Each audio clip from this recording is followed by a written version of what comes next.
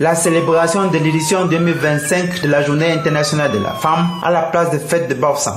Tout a commencé à 8h avec l'arrivée des populations suivies des autorités et à 10h, l'apparition de son excellence Awa Fonka Gosson sur le tapis rouge et avec pour garde-corps une femme.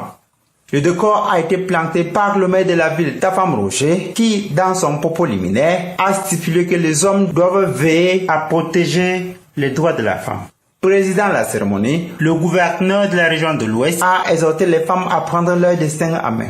Il a ipso facto interpellé les hommes à impulser davantage les femmes dans leur projet d'autonomisation. Cette approche, c'était une cérémonie belle, beaucoup de couleurs.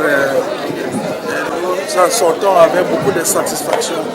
Nous avons enregistré beaucoup d'engagement des femmes.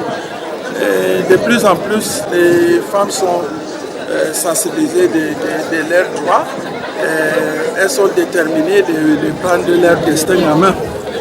Nous sortons de là pour demander aux hommes de tenir la main des femmes pour que, ensemble, nous puissions œuvrer pour le développement de notre société ainsi que de notre pays. Prenant la parole, la présidente du comité d'organisation s'est félicitée du déploiement des femmes pour l'édition 2025 de la Journée internationale de la femme.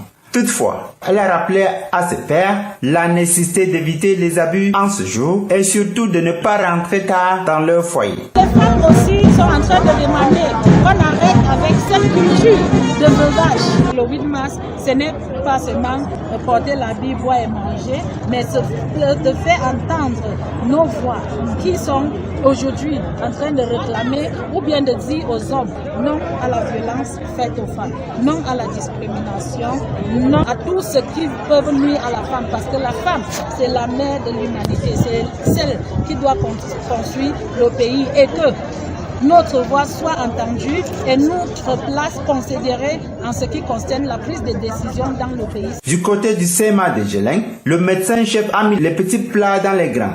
Après le défilé où les femmes du SEMA ont décroché beaucoup de diplômes, Dr Jundap Aminatou les a tous conviés à un festin digne de cet événement. C'était aussi l'occasion de leur prodiguer de bons conseils. C'est la journée de la femme est épanouie, mais aussi sans toutefois oublier le travail.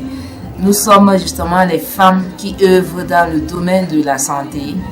Après la place des fêtes, nous sommes de retour à l'hôpital. Lors de cette cérémonie, nous avons primé nos meilleures femmes.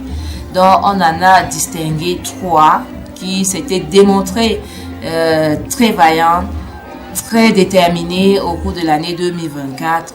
Et c'est un message fort lancé au reste du personnel de fournir encore plus d'efforts pour offrir des soins de qualité aux patients. Et c'est le challenge qui est lancé pour 2025. Rendez-vous a été pris pour l'édition 2026, Inch'Allah.